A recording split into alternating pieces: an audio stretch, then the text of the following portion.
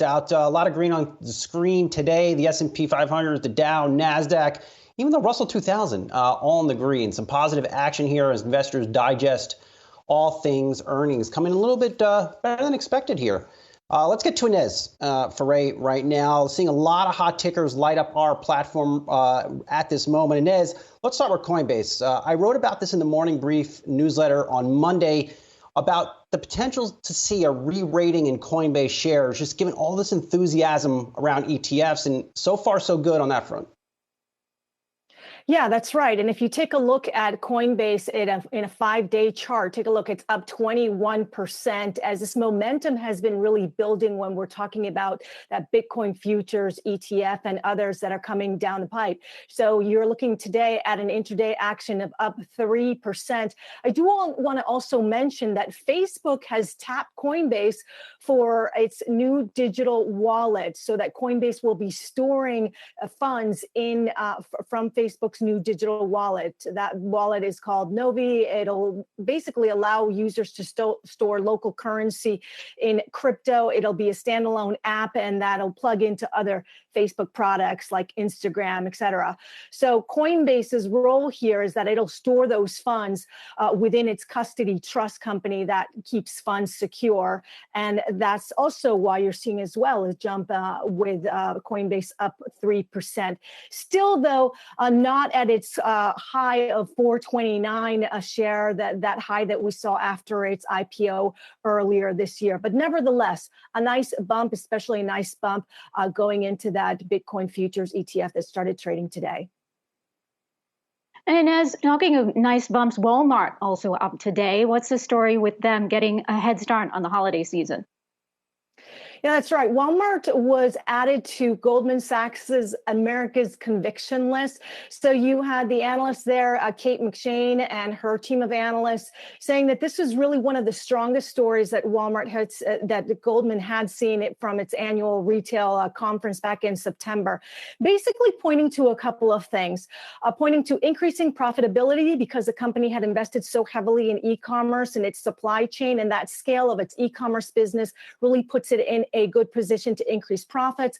It also talked about increasing market share in the U.S. Grocery space, with Walmart seeing market share gains in U.S. grocery in the last 2 quarters, and also talking about the scale that Walmart has for positioning itself for better inventory than its peers, its competitors, especially among this supply chain crunch. And because Walmart has invested heavily in supply chain, also basically talked about that focus of Walmart in its supply chain, adding lead time to its orders, chartering its own vessels, and even using different ports of entry. So all of this really positioning the stock to perform. Year to date, the stock is only up 0.2%, but McShane and her team really sees that this could be a high flyer. That's why they put it on their conviction list.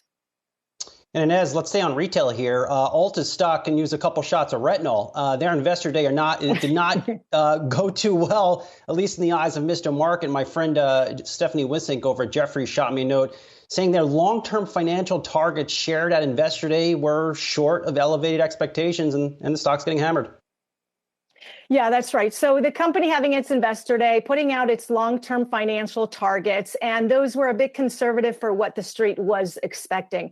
So Ulta saying that it's expecting $10 billion in sales by 2024, comp sales rising 3 to 5% annually between 2022 and 2024, net new stores being around 50 per year, and also targeting low double-digit growth in earnings per share for fiscal 2022 to fiscal 2024. Piper Sandler's Aaron Murphy said this range came in a little light of expectations. Just talking about some of the highlights, though, that they mentioned in their investor day, this new partnership with Google for Glam Lab, that virtual tool, tryout tool. So that's supposed to improve that virtual tool, and also investing in a retail AI company to create a more personalized search engine when looking for makeup on their digital and on their digital store. And as while we have you, can you pull up a chart real quick of our parent company, Apollo? Their investor day just wrapped, I believe. It's been all morning long.